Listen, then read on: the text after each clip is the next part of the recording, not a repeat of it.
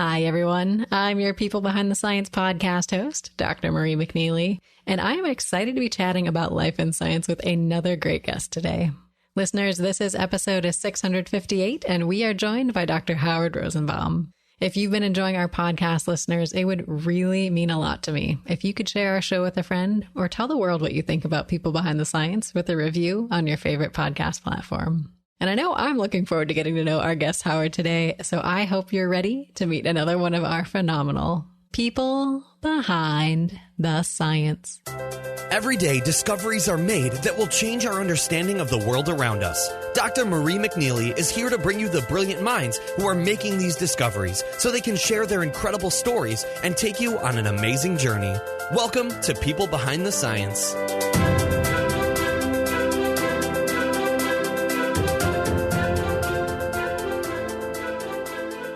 Hello, everyone, and welcome to People Behind the Science. Today, I am thrilled to be speaking with our guest scientist, Dr. Howard Rosenbaum. So, Howard, welcome to our show today. How are you?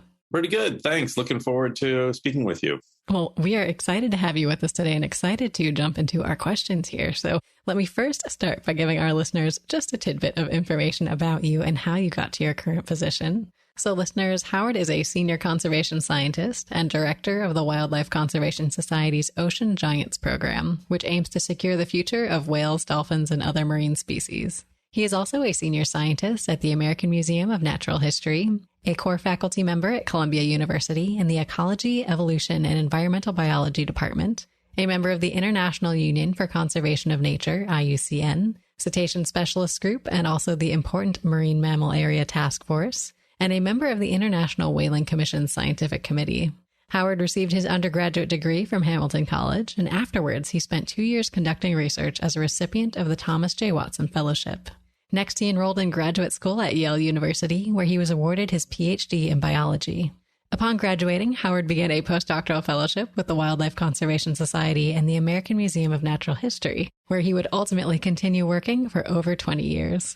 Now, Howard, today we're excited to get to know about you as a scientist, of course, but also as a person. So can you start by telling us what you like to do when you're not doing science?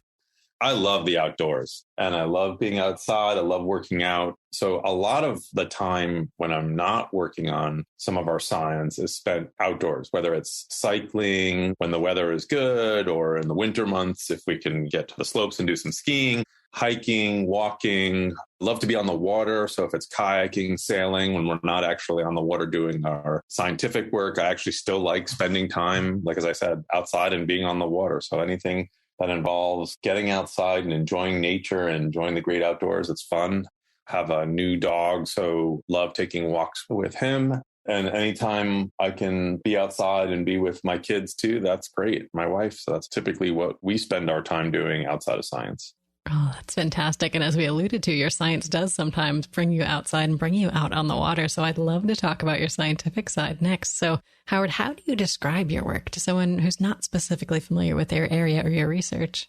That's a really interesting question, Marie, because over the years, I've been really fascinated to hear my wife describe what I do, or my mom describe what I do, or other folks describe what I do. Mm-hmm. But what I would say what I do is, in essence, I'm a conservation biologist who uses novel scientific approaches and techniques to better understand marine mammals, both in terms of the populations that we study, the habitats they inhabit and utilize in order to better protect them.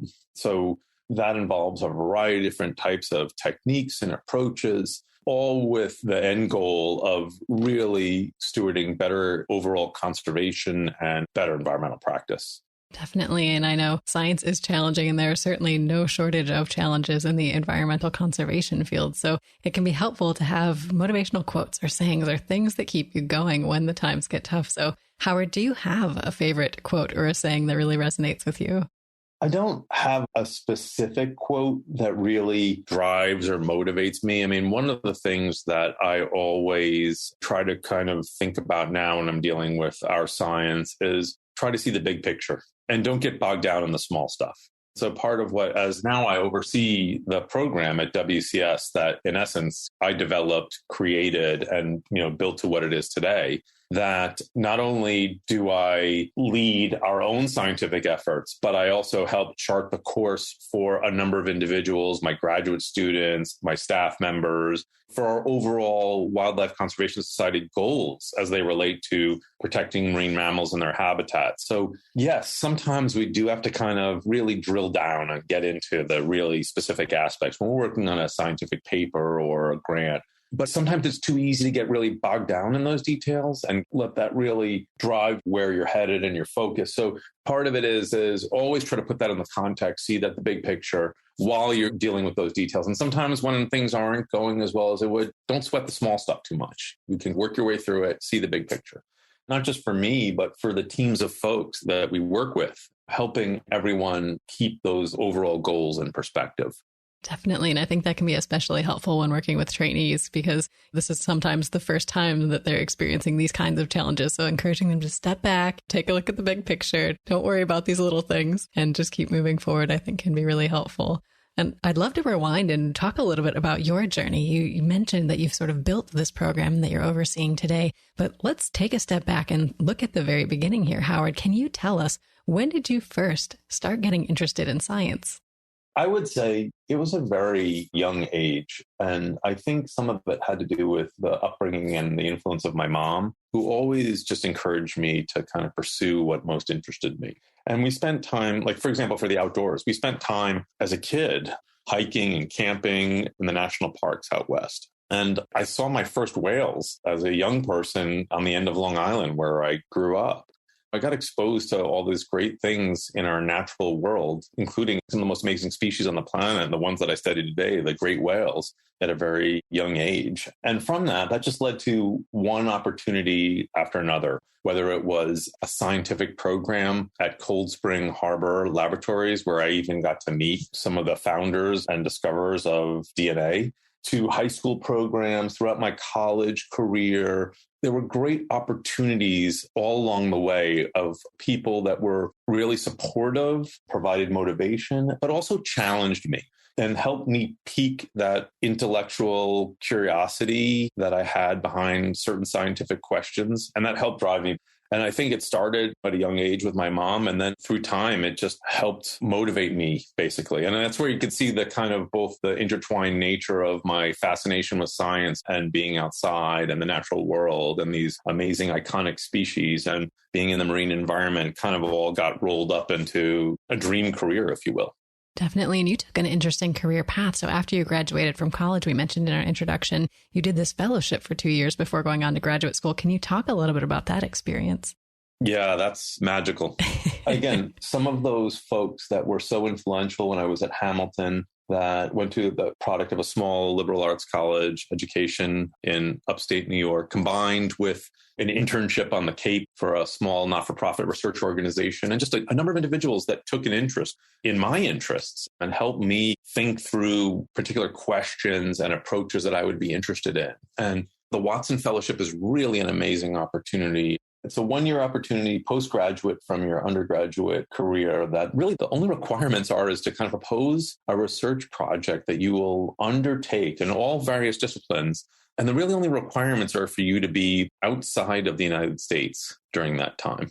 We can point you to the Thomas J. Watson website for more details, but it was really a tremendous life-changing experience in so many ways. And it's up there and noted with fellowships like a Fulbright. You're not attached to an institution. It's really an opportunity and a year experience of tremendous personal growth that you can have for the discipline that you're interested in. So I proposed a project following on those experiences at Hamilton. I was nominated by Hamilton to be one of the fellows and then selected by the Thomas J. Watson Fellowship Committee to be one of their fellows. And thereafter, I embarked on basically an odyssey to study whales around the world for a project that I proposed, and teamed up with researchers in various places, got to travel to Japan, Australia, Mexico, Fiji, New Zealand, Colombia, And then as I worked with these researchers that are now my colleagues, right, I was able to extend and amplify the fellowship that I had to even get more involved in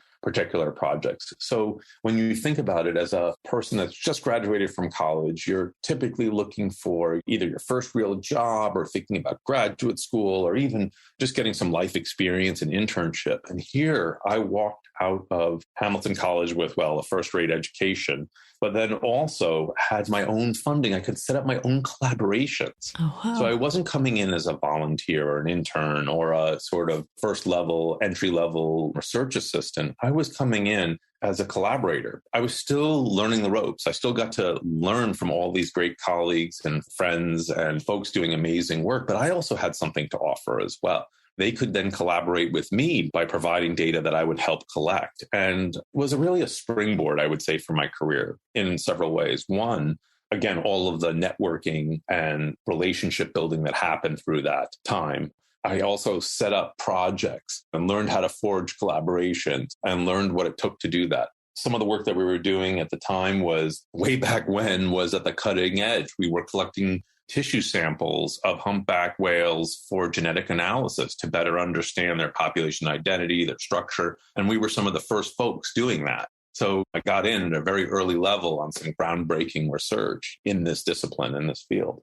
And then I think for someone that really hadn't been outside the United States much at all, except for a few family vacations, I learned to go and work in remote, difficult places, often living on my own. I would join up with folks, but going to places around the world that were often hard to get to, that often required weeks and months on end in living in field sites and camping and doing projects of that nature, helped set up my whole approach for a career that really then launched into international conservation of whales based at the Wildlife Conservation Society. And so some of the work that I didn't get to do as part of my Watson Fellowship off the coast of Madagascar in Africa, I quickly, in essence, was able to build upon my experiences after my Ph.D. to then use those life experiences through my Watson Foundation, through the training that I had doing my Ph.D., to really embark on some novel research in places that people hadn't studied whales. And for the 50th anniversary of the Watson Fellowship, I had the chance, they brought me into the fellowship's office in New York to kind of talk about that experience. And when you watch that short video that they did, one person after the next, all different disciplines saying the same thing, what an influence that it had and who they are and where they are today. That is so cool. And you mentioned a couple of people in describing this journey. Is there a particular mentor or role model that really sticks out in your mind as someone who had a big impact on you?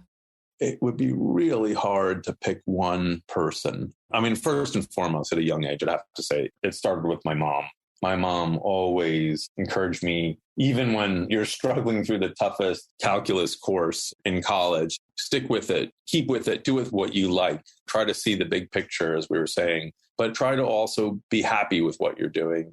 And then along the way, Marie, it would be really hard to pinpoint one person. There were so many people that played such great roles, whether it was my undergraduate advisor at Hamilton, Dr. Ernest Williams, whether it was folks on that Watson committee at Hamilton that believed in me, the folks at the Center for Coastal Studies that offered me that first internship to study whales, folks at the Williams Mystic Seaport program. I mean, there were so many different role players, and all the way through graduate school. I'm not saying, I don't want to say role players, but folks that actually had a tremendous influence and took the time and were so dedicated to supporting me and my interests and me as a person. And it continued like through graduate school, whether it was my major advisor, Rob DeSalle, or colleagues that were on my committee that then hired me into my first job, George Amato, who all these folks I'm still in touch with, all of them, because they were so influential in my career. And I'm sure I'm leaving in this short version of this podcast. I know you can't include all of these folks, and nor can I, but it wasn't any one single individual. All of those colleagues and scientists who said, yeah, when you're on your Watson journey, let's work together. Each and every one of them. And I'm in touch with all of them still. I still collaborate with them from a scientific perspective. We're still writing papers together. I'm writing papers with their graduate students and they mine. So over the course, it's been a journey, I would say. And at each step, there were a series of individuals that really made a difference to the work that I do and continue to do today. Oh, that is wonderful. And of course, you've been with the Wildlife Conservation Society and also the American Museum of Natural History all the way since your postdoc days, and you are continuing to do some really exciting research there. So is there a particular project that you have ongoing at the moment, Howard, that you are just the most excited about that you want to share? So I spent so much time working overseas in the first 20 years of my career post Ph.D.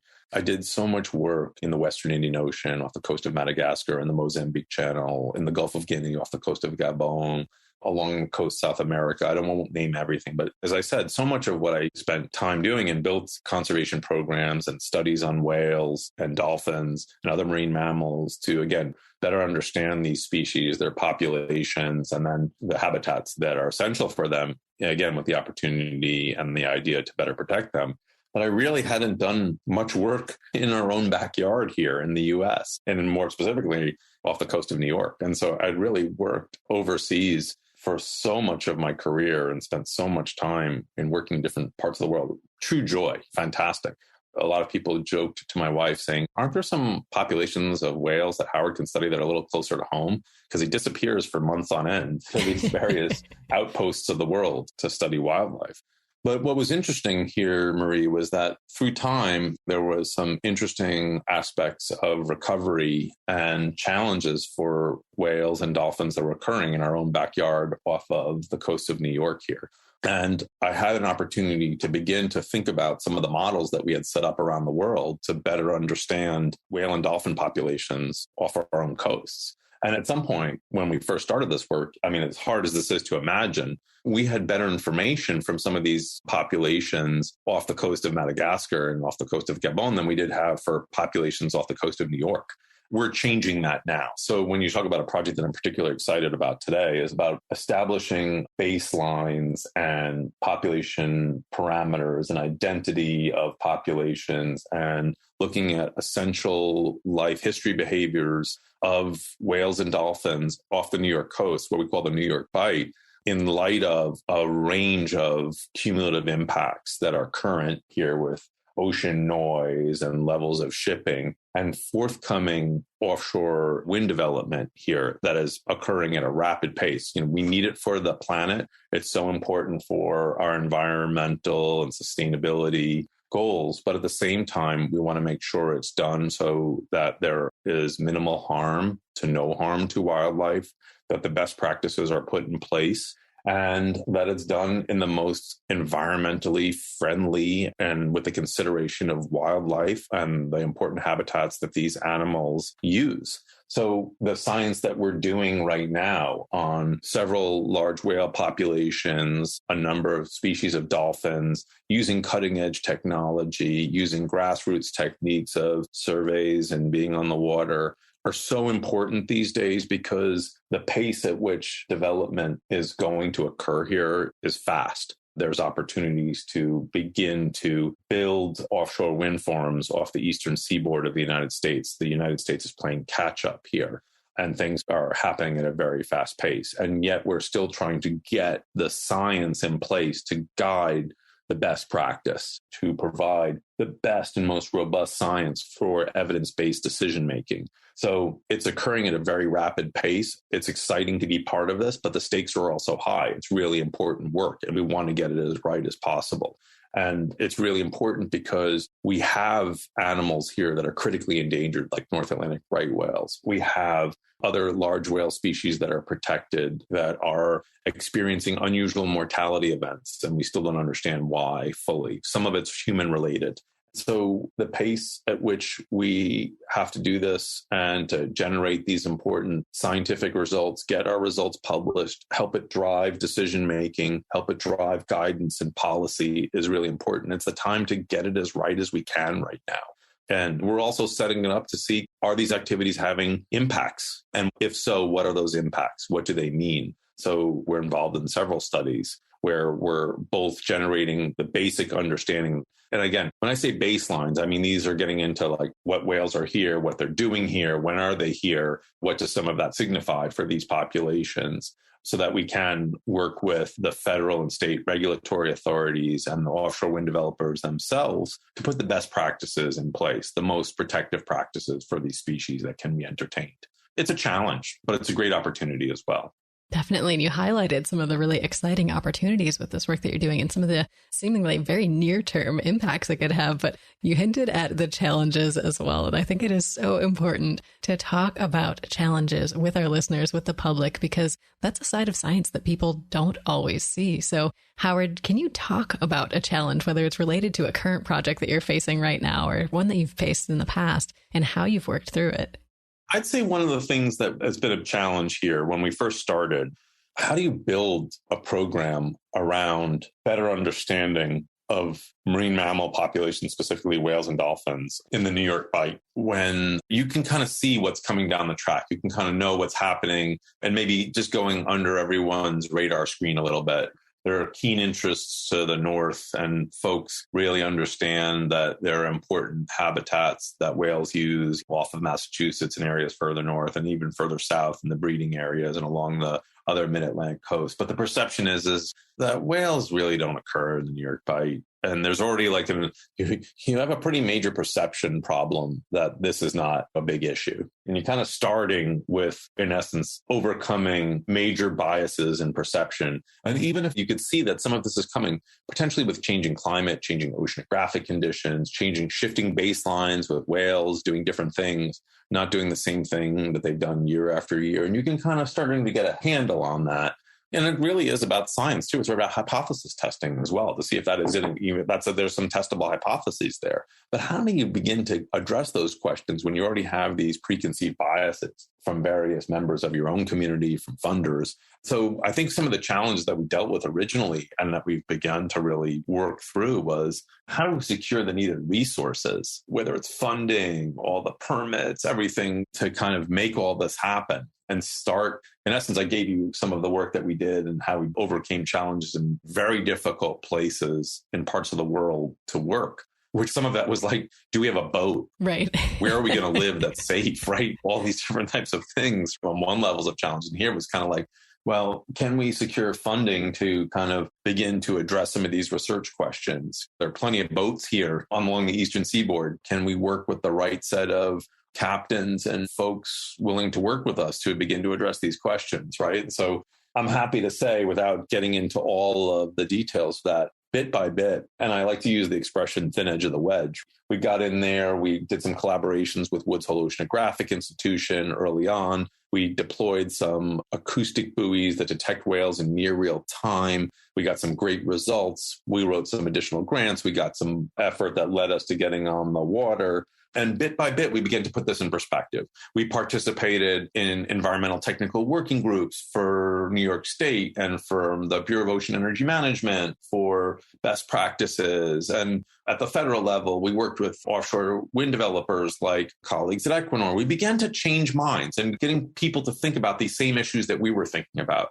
And then all of a sudden, we began to start to publish some of our science and getting folks on board, hearing and seeing what we were kind of beginning to get after a little bit with our scientific results. And then that led to more grants and more involvement. And at the same time, this offshore wind industry and the offshore wind lease sales were beginning to take off too. So the timing, I don't want to say it was purely fortuitous because it was directed and strategic. And again, there was always a bit of opportunistic and some good luck that always goes along with these things when you're working. But there were some early challenges that we were able to overcome. And here we are almost 8 years later from when we first started writing some of the first proposals in a much better position to better understand these whale populations and to begin to work with offshore wind developers, the state and federal government to have our science have the greatest impact.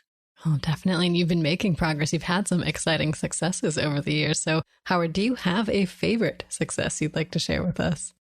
I remember when I first led those first expeditions to Madagascar back in the mid-1990s. And I didn't know what we were going to find. And I came back after a long history of commercial whaling that had had its devastating impacts in the Southern Hemisphere. And before I went on this journey, I wrote those grants. Again, I should also say that was something that with my colleagues had thought that Maybe I proposed for my Watson Fellowship, but I was probably too early for that because that would have been of a tall order for someone kind of embarking on that type of work with the level of experience that I'd had at the time. But I kept it in the back of my mind. And then when the opportunity arose through the Wildlife Conservation Society to start some work in the Western Indian Ocean off the coast of Madagascar, I certainly proposed it. Again, not too dissimilar, wrote a few grants, was successful, led those first expeditions. Didn't know what we would find, came back. We discovered a major breeding area off the northeast corner of Madagascar, an area called Antanjil Bay, wrote a scientific paper about it.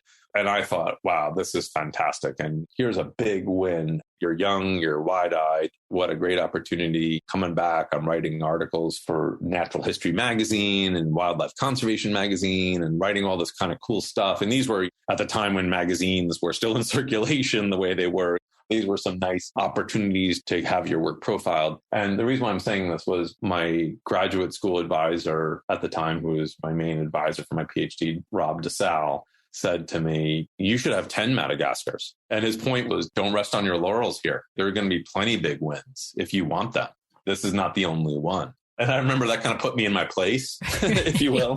And then I always kind of carried that through. So I could point to a number of things that we've done, whether it's helping secure protection for habitat of whales off the coast of Gabon in the form of helping create, with obviously the Gabonese government leading, but then with a number of colleagues, help create national parks that help protect whales, to looking at recovery of whale populations in the Western Indian Ocean, discovering new dolphin species, confirming and delineating novel populations and discrete populations that could be afforded protection through time of various whale and dolphin species. Some of the work that we did was elevating the North Pacific right whale to a separate species. I mean, I could rattle off a number of big project wins, if you will. And it was nice. I had the opportunity to kind of reflect on some of this for, I can't remember exactly why, but I think I was meeting or exceeding those 10 Madagascars, according to Rob, if I started to tally those things up. But I don't like to think of it as a single win, if you will. And I still think like I'm on that journey right here in New York. We're in the thick of it right now. We've just published a few important papers on our eDNA, environmental DNA off the coast of New York. One of my former graduate students is publishing on foraging buzz detections of bottlenose dolphins in the New York, New Jersey harbor estuary. Can you believe it? Bottlenose dolphins in this area. Oh, that's amazing. So we're right in the midst of this right now. And then we have other work going on North Atlantic right whales, on humpback whales that we've published, on fin whales, and a number of forthcoming studies. So I hope that we'll translate those all into scientific wins, I guess, in the form of some publications and a better understanding, but then also outcome and conservation wins that will then lead to better protection of these species and their habitats for a long time to come. Definitely. And it sounds like these victories kind of build off of each other. And I think those early wins can have such a big impact on you. And it sounds like you've been quite busy over the years, Howard. I don't know how you find the time to do all of this amazing work, but we like to encourage our listeners out there to take a break, to pick up a book, to read broadly, read for fun. So do you have a recommendation of a book that you've really enjoyed that you can recommend for our listeners out there? The books that I really like to read are books that are, in essence, these historical nonfiction accounts of larger-than-life characters. So whether it's like Ernest Shackleton or the story of the pilot, there was a movie about it, Unbroken, those kind of stories of people that were, I guess, typically in some type of position where they found themselves either as a leader or ended up in a circumstance and kind of worked through it. It typically involves like something in the great outdoors as well. I really like those type of stories and experiences. Sometimes it involves like polar expedition, but oftentimes it involves some like amazing stories of survival as well. Excellent. Is there a particular book that you've read recently that you really enjoyed along that vein? I wish there was. I wish I did have time. But one thing I do like to do is like when we get away as a family, that's what I'll be really looking forward to, kind of pulling up with a great book. Absolutely. Well, I myself am always down for an adventure story, so I feel you there. And I love this transition here in terms of talking about travel, because I think, as you've alluded to, you've had so many opportunities to see the world as part of your science. So do you have a favorite place, Howard, that you've traveled for science? I literally have been so fortunate and so blessed to get to all of these places, both as part of the science that I've done over the years, but then I've also had the opportunity to be a lead lecturer on some natural history type cruises and expeditions, and then some personal travel as well. And it's really amazing to think about these things, especially in light of what we've dealt with the last few years, right here with the global pandemic, because travel has been such a big part of my life through time. And it's something that I don't want to say we took for granted, but I was just so appreciative of it. But I've been to Africa, Asia, South America, Central America. I've been to the Antarctic. I've been to the Arctic. And there's still places I haven't been. I mean, my kids, when they were young, loved when I got this little app bin on your phone, counting the number of countries. But what I look at it is when I go to some of these places, I try to kind of take that photographic snapshot in my mind of those places. And whether it was like enjoying amazing wildlife and scenery in Alaska with my family, whether it was seeing the amazing wildlife off the Patagonia coast with colleagues, whether it was embarking on those first expeditions of pure discovery off the coast of Madagascar and living on a remote uninhabited island, us and the lemurs. We've had so many great opportunities through time to travel, to see the world, to experience various cultures. And again, I'm talking about the environment, the wildlife, but the people too. Getting to know the various people that we've met along the way and experience and enjoy those cultures has been fantastic. Well, Howard, I'm so glad you mentioned the people as well, because I think that is such a big part of science. And people don't necessarily think of science as a social endeavor, as a group project that you're doing with all these people. A lot of people still have this stereotype in their minds of scientists working all by themselves, cooped up in a laboratory. And I think that is just not how it is for so many researchers out there. So do you have a story of something that you've experienced in science that really shows this human side, whether it's a quirky tradition or just a funny memory with colleagues that you could share?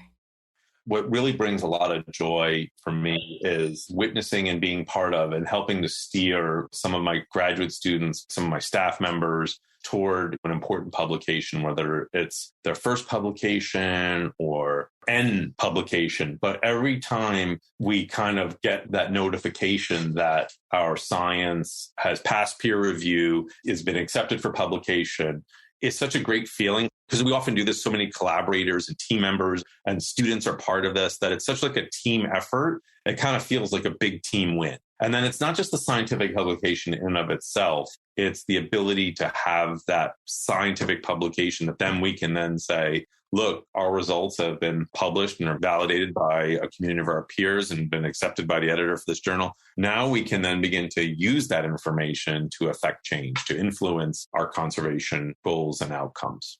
That is wonderful. I think these successes are so important to celebrate together because you put so much work into getting to that point where the paper is published. So I love to hear that you've got this team mentality in the work that you do because you are tackling some really big problems, Howard. So I know oftentimes things stand in the way between scientists and their goals and their dream questions. So if we took away all the barriers that normally hold you back and you had unlimited funding, staff, technology, feasibility, whatever you needed, what is the one question or the one problem that you would want to address?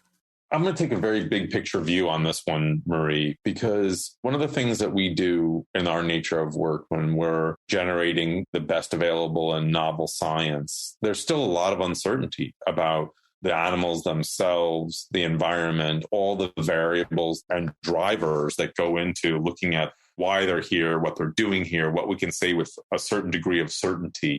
That I kind of feel that if we actually had unlimited resources, harness the power of all of the wonderful technology that exists and that's going to be coming, that we could actually get to a point where we have a considerable higher degree of confidence and power to say, these are the range of explanatory variables that drive the systems that we work in. And we can, with a greater degree of confidence, basically say what whales are doing here, why they're here, how we explain all the different types of variation.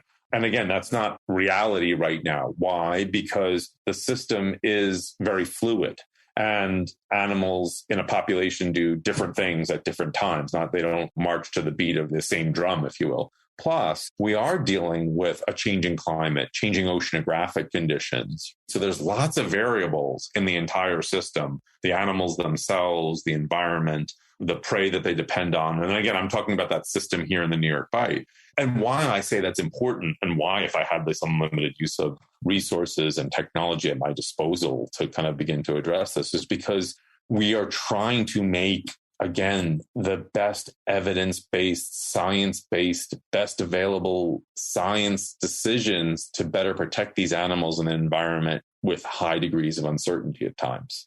Obviously, with the climate crisis going on and everything that's happening around the world, we feel that renewable energy development, offshore wind development is really important part of the equation that we need for our planet. But at the same time, we don't want it to have an adverse impact to the marine species, their habitats that have been making strides in terms of recovery, and especially in light of the current anthropogenic effects and impacts that they face. So from a very big picture view, I would really love to come up with more exact, more precise science that could basically predict and say why and when and how and what animals are doing here, so that we could then use that to work with the offshore wind industry, work with the regulatory agencies to afford them the maximum protection, eliminate those degrees of uncertainty, particularly for critically endangered species like North Atlantic right whales, or protected species like fin whales, or these other species like humpback whales that are feeding in this area that are getting hit by ships at higher levels than we expect as part of this unusual mortality event. Oh, absolutely. And I think the major limitation that you face, obviously, is that all of this is happening underwater, which makes it so much more difficult for people to see and understand what's going on versus on land, where maybe some of these impacts are a little bit more obvious because they're easier to observe. That's a great insight. I mean, look, there are certain things that we can overcome through time and with various technologies. When I was talking about my Watson Fellowship, almost 30 plus years ago, we were at the sort of cutting edge of using genetic techniques to better understand populations and get those insights about animals that we only see for a fraction of time when they're at the surface, and learn more about their life histories, their population identity, where they go to, their satellite tagging now. And even there's like a lot of acoustic techniques that we're using, both archival recordings, but also in near real time. And your listeners can take a look at this on our website. We can get near real-time detections, and there's a kiosk at our New York Aquarium, and there's a website where those actually get registered, and actually those happen in near real time. When a whale vocalizes one of 4 different species, we can get that in near real time. So we are making amazing strides. That said, there's still a lot more work to do, and still a lot more effort given the prohibitive nature of the environment itself that you mentioned, the prohibitive conditions in terms of working out on good weather days and daylight hours and things like that. There's certain things that we can do when we harness those technologies, but there's still a lot more that needs to be done to kind of remove some of those pieces of uncertainty that we're still just trying to understand and grapple with. But that's science. That's what we do. I think my 7th grade science teacher, can't remember the exact quote, but was, science doesn't prove a damn thing. Mm-hmm. And his point is that you're constantly iterating and evolving and retesting hypotheses, is trying to get that through the brains of a bunch of 7th graders that were getting ready to dissect a frog. But basically, you're on a continuum in essence, and you're always going to iterate and evolve and challenge various findings. Well, Howard, you are doing amazing work. And I know we've covered a lot of ground today, and I'd love to end with advice if we can. You mentioned you've had some amazing mentors and people in your life over the years. Is there one piece of advice that really sticks out in your mind as just the best advice you were ever given that you could share with our listeners today? There's so many different people that were so influential at various stages of my life and continue to be. Whether it's from my mentors or whether it's from my students and staff and people you work with at all different levels, they still have such an influence on and shaping my thinking, or my family for that matter. But one of the pieces of advice that actually I got that was, I think, some of the best for me that actually still resonates today, and I still pass it on, was when I was in graduate school. And I guess there's no easy way to put it, but there's times when you're doing your graduate work at the Ph.D. level and it's just a slog. There's no easy way to say it, Marie, right? And I'm not trying to discourage any of your listeners. Hopefully you come out the other side better for it. But one of the folks when I was doing my Ph.D. at Yale, and I was wrestling with some of the questions that I was trying to address. And I was trying to maybe kind of do some additional work that wasn't in a system, like in this marine kind of systems that really were exciting me. And I was trying to do some human genome work and kind of say, like, I'll get back to those things that really interest me and I'll get back there, but I'll do this other work.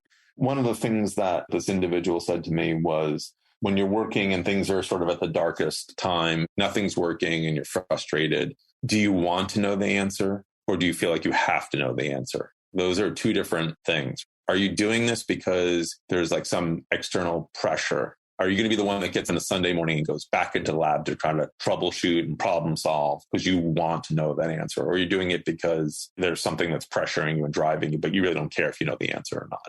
That put it all in perspective for me. At that point, I probably did one of the hardest things I did when I was in graduate school and kind of paused for a few minutes, stayed with it, but just kind of did a lateral move and got back into the system. Whale, meaning whales and conservation biology, which is what I originally started with and came to graduate school for and stuck with it. But that was one of the things that motivated me. And I still use that today when I'm talking to students and staff. I can't teach those things. You can't teach it. But if people have it within them, if they really like it and like what they're doing and you enjoy what you're doing, that's what I think drives a lot of us. We care about the things that we work on. Definitely. And I think that's fantastic advice to take that moment, maybe when everything feels like things are absolutely at their craziest, to evaluate why you're doing what you're doing. And I think that can be really helpful for students and kind of rekindle that enthusiasm, that excitement for science. So wonderful message. Is there any other last piece of advice or a last note of inspiration you'd like to leave everybody with today, Howard? I think we place such high demand on excellence, whether that's excellence in the science, excellence in well-founded recommendations that we're making based on our science, the performance that we do, whether it's via conference presentations or peer-reviewed publications. We place such a high value on that. And it dovetails nicely with what I just said, is that that's why you kind of have to really be vested and like what you're doing to produce the best quality of work. I kind of feel like you have to be happy. Definitely. I could not agree more myself. And I think that is such a wonderful point to end our conversation on today, Howard. I know we just barely scratched the surface of all of the amazing work that you're doing. So if our listeners would like to learn more, what's the best way for them to do so? We have a brand new website, which is the whalesofnewyork.wcs.org. It's a one-stop shop, if you will, because it's got some of the work that we're doing on both near real-time acoustics and archival acoustics. You have that link to the kiosk, but also we have, given what's happened over the last few years, it's been a great one-stop shop for our publications, our reports, our webinars, our news items. You can learn about all the various work that we're doing. And then if you're even interested, that's all focused in and around the New York Bight. We spend a bit of time talking about that. But then if there's other types of wider work that you're interested in that we do at the Wildlife Conservation Society, you can find links to that there, to our wider ocean giants work around the world, which is our marine mammal work, or to other programs where we work around the world. There's a couple of other different websites like the Thomas J. Watson Foundation that I can point you to. And we also do have some social media presence at WCS Ocean and at the WCS, the main organization, which you get access to all of the great conservation and conservation science that we do all around the world every day. And it's a